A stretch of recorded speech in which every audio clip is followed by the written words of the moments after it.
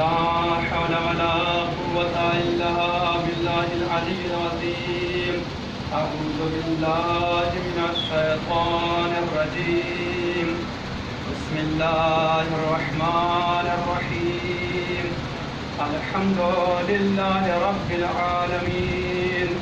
الصلاة والسلام على أشرف الأنبياء والمرسلين سيدنا ونبينا ومولانا أبي القاسم محمد.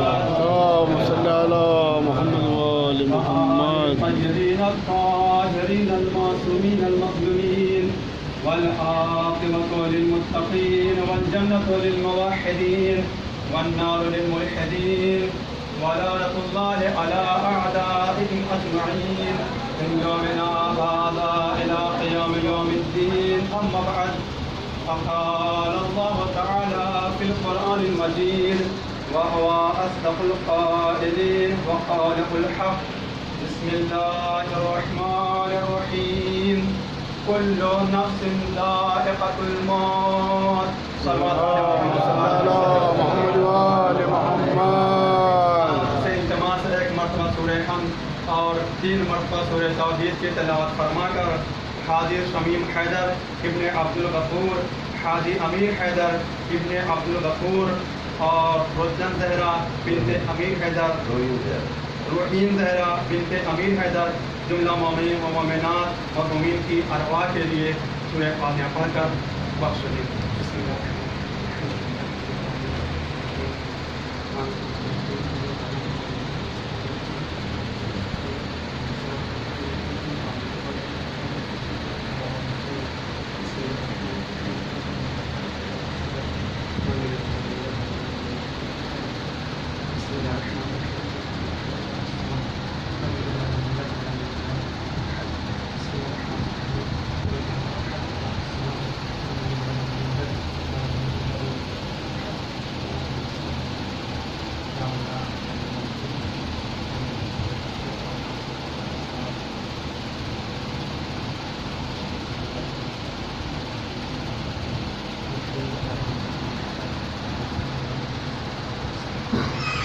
صلوات محمد اللهم صل على محمد وآل محمد. ارباب علم و دانش، ارباب فہم و ذکا، یہ بات واضح اور روشن ہے کہ موت کے آنے میں کسی کو انکار نہیں ہے، چاہے وہ اسلام کا پیروکار ہو چاہے وہ اسلام کا پیروکار نہ ہو، کسی بھی مذہب سے کسی بھی مسلک سے تعلق رکھتا ہو، اس کے لیے واضح اور روشن ہے کہ موت آنا یقینی ہے.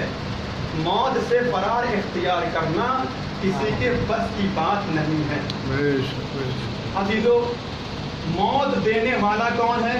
موت دینے والا کوئی اور نہیں ہے بلکہ پروردگار عالم ہے، جس نے موت اور حیات کو پیدا کیا ہے وہی موت دینے والا ہے.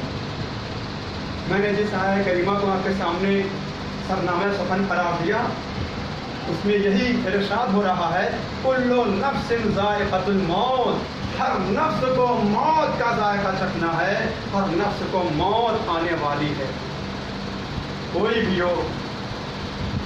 اب اس مہاماری کے دوران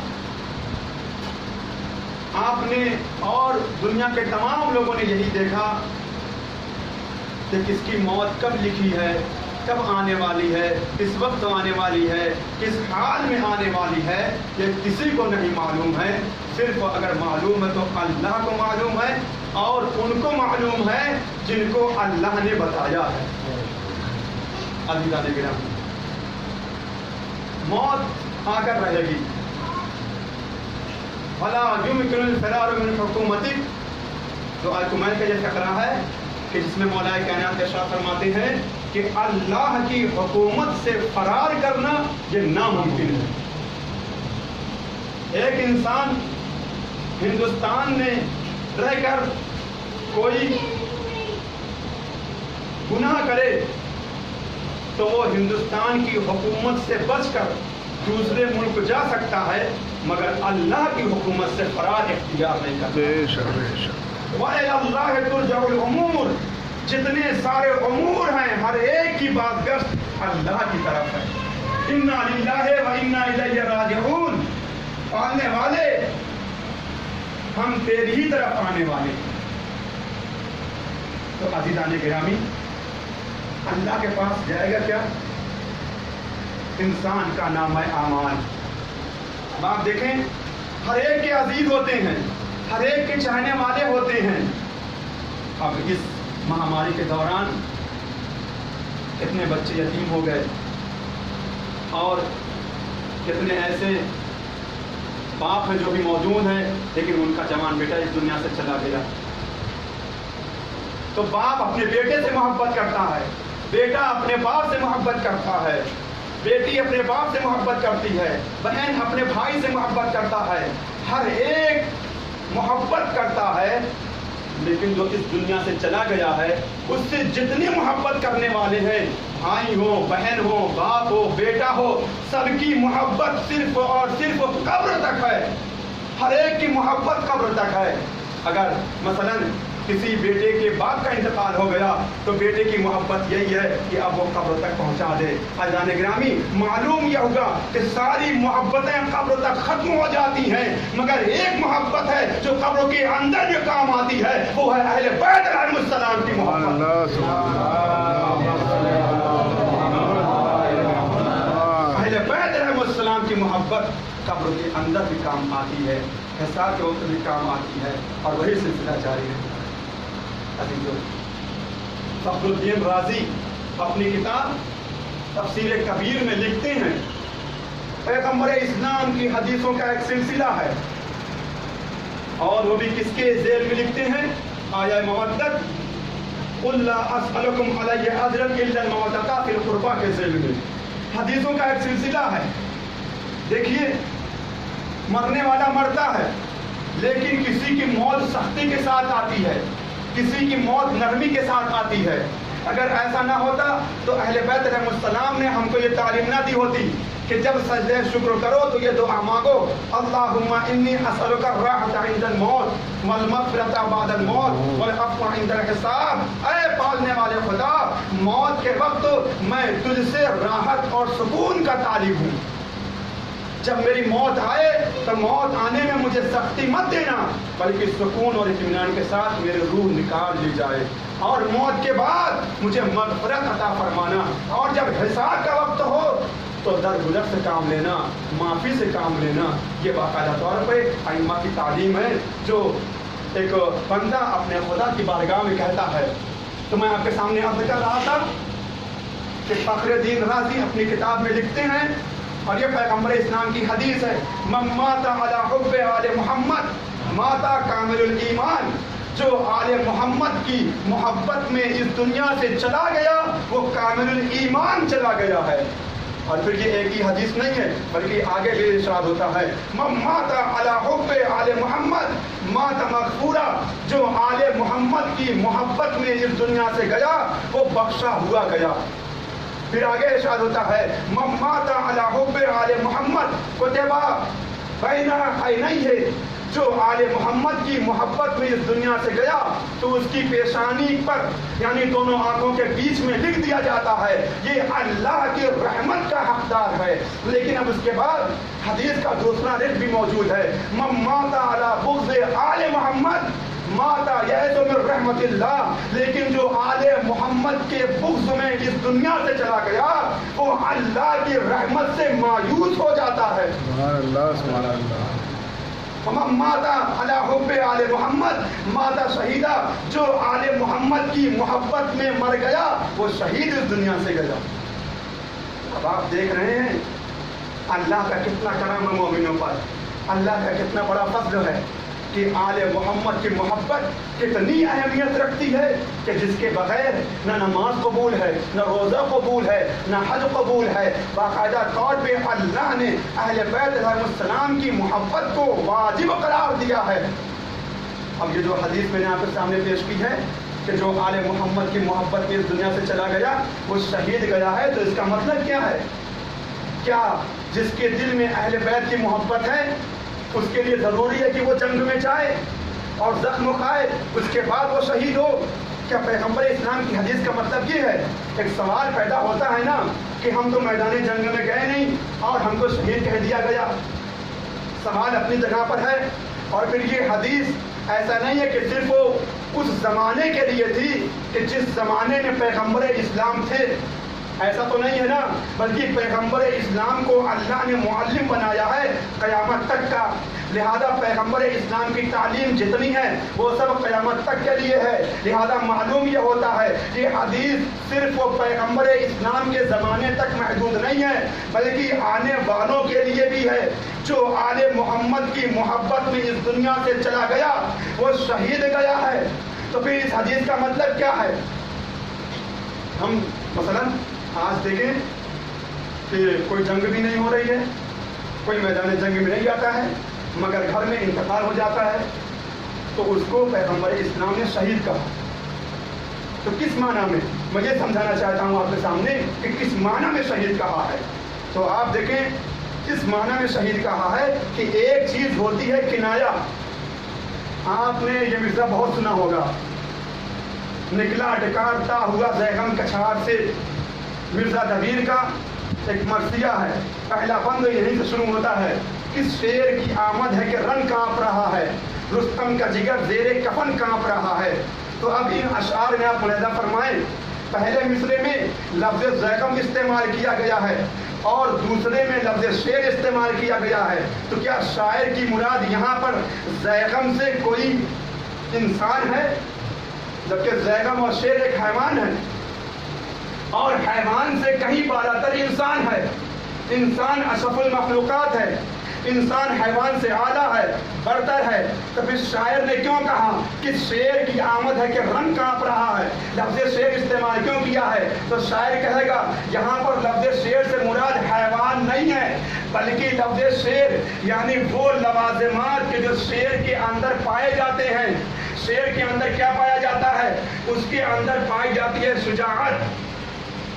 بتانے کا بھی پورے توجہ چاہتا ہوں، اس کے اندر پائی جاتی ہے شجاعت. تو شاعر ذہنوں کو متوجہ کرنا چاہتا ہے، لازم سے ملزوم کی طرف جاؤ. یعنی شیر سے مراد یہاں پہ حیوان نہیں ہے، بلکہ شیر کے اندر جو صفت پائی جاتی ہے وہ مراد ہے.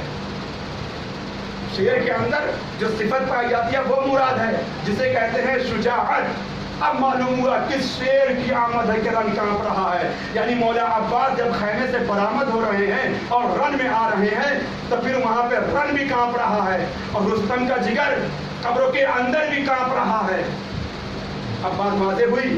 بس اسی طریقے سے پیغمبر اسلام نے ان لوگوں کے لیے کہ جو اپنے دل میں آل محمد کی محبت رکھتے ہیں وہ شہید ہیں. تو اب ہمیں یہ دیکھنا ہوگا شہید کے لوازمات کیا ہیں. قرآن مجید نے آواز دی، شہید کے لوازمات یہ ہے کہ شہید کو ہمیشہ رہنے والی زندگی ملتی ہے، شہید کو اللہ کے ہاں رزق ملتا ہے. تو عزیزان گرامی معلوم یہ ہوگا جو آل محمد کی محبت میں اس دنیا سے گیا اسے ہمیشہ رہنے والی زندگی ملتی ہے اور اللہ کے ہاں رزق پاتا ہے. اس معنی میں شہید کہا گیا ہے. صلوات پڑھیں محمد والے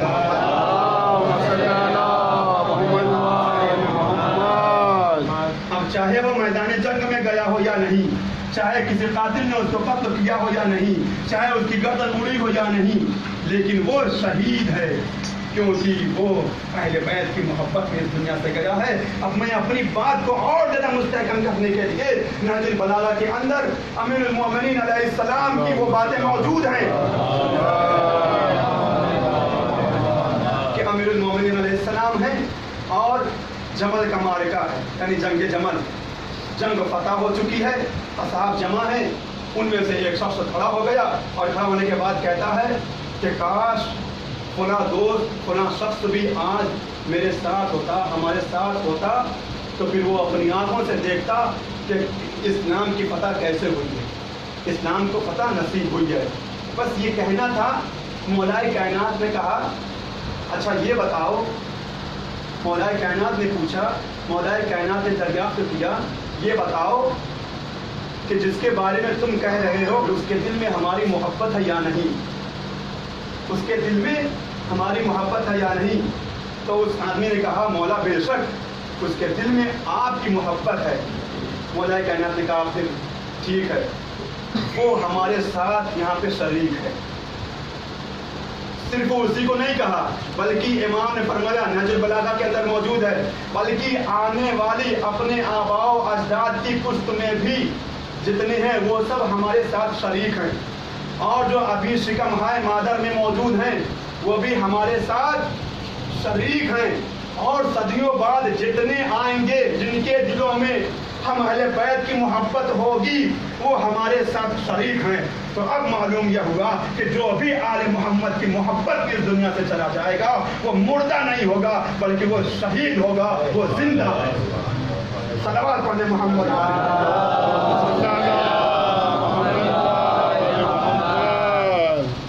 अज़ीज़ान गिरामी, हमारे दरमियान से वो शख्सियत गई है, वाक़ियन जो हमारे दरमियान रहते थे और कमेटी के अरकान में से एक रुकन थे, और पढ़े लिखे भी थे, समझदार भी थे, अक्लमंद भी थे, और इन सबको अलग कीजिए तो सबसे बड़ी चीज़ जो उनके पास थी वो अहले बैत अलैहिस्सलाम की मोहब्बत। सबसे बड़ी चीज़ अहले बैत अलैहिस्सलाम की मोहब्बत। वो बाकायदा तौर पे मजलिस अदा में फर्श अदा पर बैठते थे तो बगौर मौलाना की तकरीर को समाअत फरमाते थे, कोई भी आ जाए, और उसके बाद इतना इल्म था कि वो जो अहम पॉइंट होते थे, अहम निकात होते थे, उन पर तवज्जो भी रखते थे, और उसके बाद अगर कहीं भी गलती भी वाक़ हो जाए तो फिर मौलाना को उस बात की तरफ तवज्जो भी करते थे। बुजुर्ग हो चुके थे लेकिन जमात पढ़ने का जज्बा इस कदर था, और वो भी जमात के साथ जमात की अहमियत को समझते थे। इस दौरान भी नमाज के लिए आते थे और बजमात नमाज पढ़ते थे। वाक़ियन मौत इबरत है हमारे लिए। वो अहले बैत अलैहिस्सलाम की मोहब्बत को लेकर इस दुनिया से गए। वाक़ियन वो अल्लाह के यार इसको पाक की, और अल्लाह से यही दुआ है आने वाले खुदा हाजी शमीम हैदर इब्ने अब्दुल गफूर मरहूम की मग़फ़िरत फरमा, आमीन, रहमतें नाज़िल फरमा। आमीन। अज़ीज़ान गिरामी, और बहुत से ऐसे काम होते थे जो नेक काम होते थे, मुझे भी उन नेक काम को करने के लिए आगे बढ़ाते थे, साथे थे। याद रखिएगा हमारे पास कुछ नहीं है अजीजों, दुनिया की सारी दौलतें एक तरफ, लेकिन अहले बैत अलैहिस्सलाम की मोहब्बत और अहले बैत अलैहिस्सलाम की विलायत एक तरफ। नमाज उसी वक्त कबूल होगी जब अहले बैत की मोहब्बत होगी, रोज़ा उसी वक्त कबूल होगा जब अहले बैत की मोहब्बत होगी। अल्लाह ने अहले बैत को वो मर्तबा अता किया है, वो फजीलत अता की है जो किसी और को नहीं अता की। अजीजों, कुरान मजीद के अंदर ही बाकायदा तौर पर यह मौजूद है, या अय्युहल्लज़ीना आमनू क़ू अनफुसकुम व अहलिकुम नारा, ऐ ईमान लाने वालों तुम अपने नफ्स को और अपने अहल अयाल को दोज़ख की आग से बचाओ जिसका ईंधन इंसान का पत्थर भी मौजूद है। और अब इंसान किस तरीके से देखिए अपने आप को दोज़ख की आग से बचाएगा, वाजिबात पर अमल करके मुहर्रमात से परहेज़ करके। और मरहूम के अंदर ये जज्बा मौजूद था, वाजिबात की अदायगी और मुहर्रमात से परहेज़ करना। उसूल के पाबंद थे, ये भी तो खुसूसियत थी। उसूल के पाबंद होना یہ ہر کسی کے بس کی رسول کے پابند مرحوم اور اس کے علاوہ بچوں کی تعلیم کو لے کر بہت سنجیدہ ہے کہ کس طریقے سے چھوٹے چھوٹے بچوں کو قرآن مجید کی تعلیم دی جائے اور بچوں کی تعلیم کا سلسلہ رکے نہیں بلکہ بچوں کی تعلیم کا سلسلہ آگے بڑھتا ہے۔ قوم کے اندر ایسے لوگوں کا ہونا بہت ضروری ہے کہ جو ان تمام چیزوں کی طرف متوجہ نہیں، لہذا وہ چلے گئے لیکن عزیزوں ان کی یادیں لوگوں کے دلوں میں ابھی بھی باقی ہیں۔ ابھی بھی مجھے بھی ایسا محسوس ہوتا ہے جب بھی میں لیٹا رہتا ہوں، ایسا لگتا ہے کہ واقعاً میں رسول سے کہہ رہا ہوں کہ حاجی صاحب آ رہی ہیں۔ بہت سنجیدہ تھے اور بہت اہم نکات کی طرف انہوں نے متوجہ کیا۔ ضروری ہے واقعاً نوجوانوں کے بھی آگے آنا۔ اب انشاءاللہ اللہ کورونا وائرس ان تمام بیماریوں سے نجات دے۔ ضروری ہے کہ قوم کی تعلیم کے لیے اور اس کے علاوہ جتنے سارے نیک کام ہیں ان میں آگے بڑھنے کے لیے نوجوانوں کو آنا ہے، اس لیے کہ اصحاب کہف ایک عام انسان تھے۔ قرآن مجید میں ان کی تعداد کس طریقے سے بتائی ہے؟ اللہ نے یوں کہہ رہا ہے کہ وہ کوئی کہتا ہے کہ 5 یا 6 نوجوان تھے، لفظ نوجوان استعمال کیا ہے۔ نوجوان، اب نوجوان کتنے بڑے ہوتے ہیں آپ اندازہ کر سکتے ہیں۔ ایک عام انسان تھے، کوئی کہتا ہے 6 تھے، کوئی کہتا ہے 7 تھے اور ان کے ساتھ وہ جو چرواہا ہوتا ہے وہ ان کے ساتھ ہے، لیکن پھر اللہ کہتا ہے ان کی تعداد کو اللہ بہتر جانتا ہے۔ میں متوجہ کرنا چاہتا ہوں نوجوانوں کے لیے، وہ نوجوان تھے جو بھی تھے، 5 ہوں 6 ہوں 7 ہوں، اور ایسے ماحول میں انقلاب برپا کیا کہ جب دقیانوس جیسا ظالم و جابر حاکم خدا پرستوں کو اور جناب عیسیٰ کے پیروکاروں کو جلا دیا کرتا تھا آگ کے اندر، عزیزان گرامی اس نے کم انسانوں کو نہیں جلایا تھا خدا پرستوں کو، بلکہ نہ جانے کتنے خدا پرستوں کو آگ میں جلا دیا تھا، گردنیں اڑوا دی تھیں۔ ایسے ماحول میں جو نوجوان تھے جو آپس میں کہا کرتے تھے آخر کس طریقے سے اس کا خاتمہ کیا جائے، آخر کس طریقے سے خاتمہ کیا جائے، جو نوجوان تھے جنہوں نے باقاعدہ دقیانوس کے مقابلے میں کھڑے ہو کر اسی کے سامنے کہا کہ دیکھو زمین و آسمان کے پیدا کرنے کے علاوہ کوئی خدا نہیں ہے، تم ظالم ہو، تم جابر ہو، ہم تمہیں خدا کبھی نہیں مانتے، نہ جوپیٹر کو خدا مانتے ہیں، نہ تمہارے جتنے بھی خدا ہیں ان کو خدا مانتے ہیں، انکار کر دیا۔ اس کے بعد کیا ہوا؟ دربار میں گئے، چھپے، وہاں پہ دعا مانگی، اللہ ہماری مدد ہے۔ اللہ نے ان کی مدد کی اور ان کو ایک خاص بنا دیا، کیونکہ عام نوجوان تھے، لیکن عزیزان گرامی جب انسان بیدار ہوتا ہے اسی طریقے سے آج بھی اصحاب کہف کے نوجوانوں کی طرح قوم کے اندر جو نوجوان ہیں ان کو تعلیم کو لے کر اور ساری چیزوں کو لے کر بیدار ہونا چاہیے، آگے بڑھنا چاہیے، دوسروں کی مدد کرنا چاہیے۔ یہ بہت ضروری شے کا نام ہے، بہت ضروری چیز ہے۔ عزیزوں بہت زیادہ وقت لینا مقصود نہیں ہے، اور ایسے ماحول میں جبکہ مصیبتیں ہیں، آفتیں ہیں، ہر طرف سے گھری ہوئی ہیں، ایسے ماحول میں کیا ہے انسان کے پاس؟ اللہ کہتا ہے بستعینوا بالصبر والصلاۃ، صبر اور نماز سے مدد مانگو، صبر اور نماز سے مدد مانگو، اللہ کو پکارو۔ دعا کے ساتھ ساتھ دوا بھی ضروری ہے، لیکن جس کا نام ہی دوا ہو، یا صریح الرضا اغفر لمن لا یملک الا الدعاء فانک فعل لما تشاء، یا من اسمہ دوا، ہے وہ کہ جس کا نام دوا ہے، ہے وہ کہ جس کا ذکر شفا ہے۔ تو عزیزو اس کو خلوص دل سے پکارو، جس طرح اصحاب کہف کے نوجوانوں کی دعا کو قبول کیا ہے اور دقیانوس جیسے ظالم و جابر حاکم سے بچا کر ان کو بے مثال بنا دیا ہے، ایک نشانی کے طور پر لوگوں کے لیے عبرت بنا دیا ہے، اسی طریقے سے عزیزان گرامی ہماری بھی اللہ دعا قبول کرے گا اور کے بعد دعا قبول کرے گا انشاءاللہ۔ ایسا نہیں ہے کہ یہ زمانہ اسی طریقے سے چلتا رہے گا، بلکہ اللہ اپنے بندوں پر بہت زیادہ مہربان ہے، اللہ کا بہت زیادہ کرم ہے اپنے بندوں پر، اللہ کا بہت زیادہ فضل ہے اپنے بندوں پر۔ یہ میں نہیں کہہ رہا ہوں بلکہ دعا خیر کے اندر ہے، اتنا زیادہ فضل ہے، اتنا زیادہ فضل ہے کہ وہاں پہ مولا کائنات علیہ السلام کہتے ہیں میں نے تیرے فضل کے علاوہ ہمیں کوئی خبر ہی نہیں دی گئی ہے۔ عزیزو کتنا بڑا فضل و کرم ہے اللہ کا، لہٰذا اللہ کو پکارو۔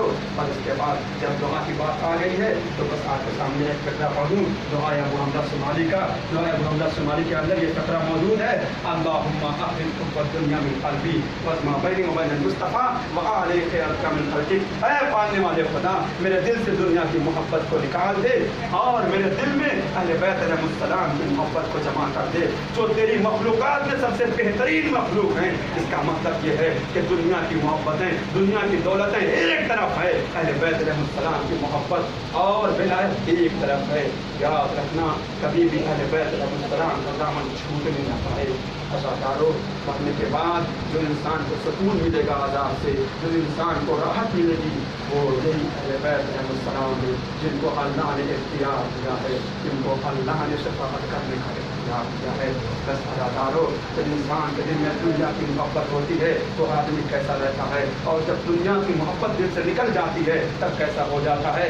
بس دو تین فقرے میں آپ سمجھ لیں، جناب حر کی مثال آپ کے سامنے موجود ہے۔ جب تک دل میں دنیا کی محبت رہتی ہے، مولا حسین کو پہچانتے ہیں، مولا حسین کی ماں کو پہچانتے ہیں، اور خلاف اسلام کوئی کام نہیں کر سکتے ہیں، اور خاندان نبوت کو پہچانتے ہیں، مگر جب تک دل میں دنیا کی محبت رہتی ہے تب تک مولا حسین کا راستہ روک دیتے ہیں، اور کربلا کے میدان میں ایسی جگہ پر رکنے پر مجبور کرتے ہیں کہ جہاں پر نہ پانی کا بندوبست ہے، اور اس کے بعد دریا میں پہرا بٹھا دیا جاتا ہے۔ یہ دنیا کی محبت کا نتیجہ ہے، یہ دنیا کی محبت انسان کو اندھا کر دیتی ہے، لیکن جب اہل بیت انسان کی محبت آ جاتی ہے تو پھر عاشور کے دن جناب حر کے سامنے ایک فقرہ تھا، یا ایھا الذین آمنوا قوا انفسکم واہلکم نارا، اے ایمان لانے والو تم اپنے نفس کو اور اپنے اہل و عیال کو دوزخ کی آگ سے بچاؤ جس کا ایندھن انسان اور پتھر ہے۔ جناب حر نے اپنے آپ کو کربلا کے میدان میں عاشور کے دن بچایا ہے، اس سے پہلے بچنے کا امکان نہیں تھا، مگر جب عاشور کے دن اپنے آپ کو مولا حسین کے قدموں میں جھکا دیا تو پھر امام حسین علیہ السلام کتنا زیادہ معاف کرنے والے ہیں۔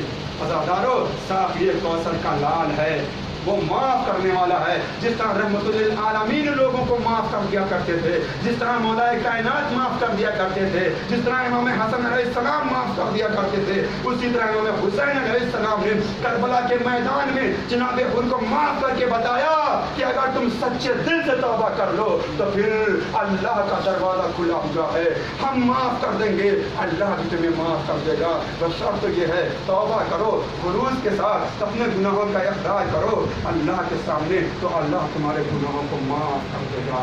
عزادارو مرحوم کی مغفرت فرما، اب ان کے احسان کے لیے، ان کے روح کو شاد کرنے کے لیے عزادارو کربلا کے مسائل اگر عام ہم اور آپ کے سامنے نہ ہو تو پھر کس طرح سے صبر اٹھائیں، یہ ناممکن تھا، اس لیے کہ آج کے دور میں اس وقت ہم نے ایسوں کو اس دنیا سے جاتے ہوئے دیکھا ہے کہ دل دھڑکنے لگتا تھا، ہم نہیں صبر کر پاتے، وہ کیسے صبر کیا ہوگا۔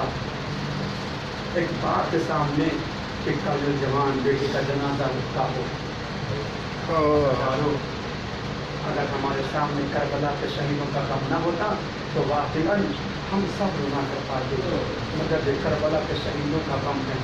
جناب زینب سلام اللہ علیہ ان کے سامنے ان کے بیٹے کا جوان بیٹے کا لاشا موجود ہے، لیکن کتنی بڑی صابرہ ہے، خود امام حسین علیہ السلام کتنا زیادہ صبر کرنے والے ہیں، اتنا بڑا غم ہے۔ عزادارو اگر کربلا والوں کا غم ہمارے سامنے نہ ہوتا تو ہم پہلے صبر کر پاتے۔ عزادارو مرحوم کا انتقال ہوا، مرحوم کے چہرے والے موجود تھے، عائشہ موجود تھے، عقبہ موجود تھے، غسل کا انتظام کر دیا، اور काफ़ी तादाद में लोग जमा हो गए। कब्रिस्तान ले जाकर दफन कर दिया गया। बड़ी शान से जनाजा उठा होगा, ऐसा नहीं है। लेकिन अज़ादारों, जरा उस बेटे के दिल से पूछो कि जिसके सामने उसके बाप का लाशा करबला की जलती जमीन पर पड़ा रहा, बेटा इतना मजबूर है कि हाथों में हथकड़ियां हैं। जो अपने बाबा के लाशे को दफन कर सकता था, जालिमों ने उसको बेड़ियों में जकड़ दिया। बेटा आवाज देता है, बाबा बेटा इतना मजलूम है कि अपने बाबा के जनाजे को दफन नहीं कर सकता। अज़ादारों, बहन इस कदर मजलूम, इस सर पे चादर नहीं है कि जो अपने भैया के लाशे पे चादर। किस कदर बेकसी है, किस कदर मजलूमी है। और सिर्फ जुल्म यहीं पे नहीं रुका अज़ादारों। जब ये छोटा सा काफिला आगे बढ़ा और कैदी बनाकर आगे बढ़ाया, तो फिर इस काफिला सालार में एक छोटी सी बच्ची 4 साल की सकीना, कि जिसे मौला हुसैन बेपनाह चाहते थे, बेपनाह मोहब्बत करते थे। शिम्र मलून आता है और पूछता है, मैंने सुना है कि इस काफिले के अंदर एक छोटी सी बच्ची है, 4 साल की बच्ची है, और मौला हुसैन उससे बेपनाह मोहब्बत करते थे।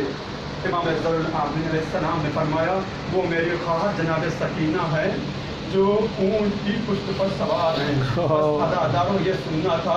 शिम्र मलऊन कहता है कि क्योंकि ये बच्ची मौला हुसैन की बेटी है, मौला हुसैन इससे बेपनाह मोहब्बत करते थे, इसलिए इस बच्ची को सबके साथ नहीं कैद किया जाएगा, बल्कि अकेला और तन्हा इसको ऊँट की नंगी पुश्त पर कैद किया जाएगा।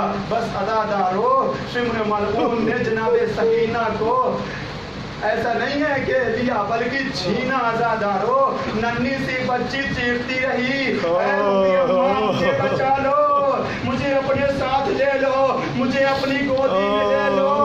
अज़ादारों, शिम्र मलऊन ने एक भी ना सुनी, बच्ची को ऊँट की नंगी पुश्त पर रस्सियों में जकड़ दिया।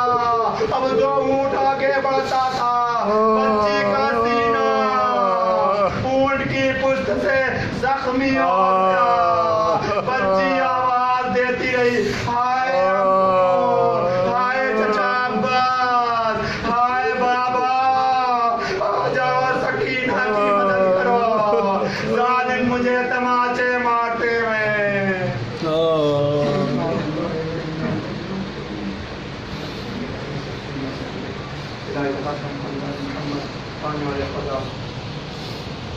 अहले बद्र में सलाम के दुआएं में परवरदिगार मरहूम की मग़फ़िरत फरमा, खुदाया उनके दर्जात को बुलंद फरमा, मरहूम को जवान रहमत में जगह इनायत फरमा।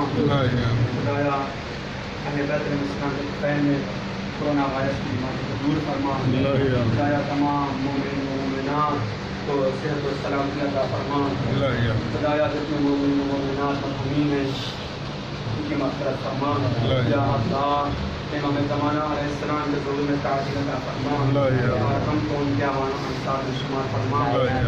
आपसे इल्तिमास है, एक मरतबा और सूरह हमद और 3 मरतबा सूरह तौहीद की तिलावत फरमा कर हाजी शमीम हैदर इब्न अब्दुल गफूर, हाजी अमीर हैदर इब्न अब्दुल गफूर, रूहीन ज़हरा बिन्त अमीर हैदर, जुमला मोमिन व मोमिनात मज़लूमीन के अरवाह को फरमाएँ।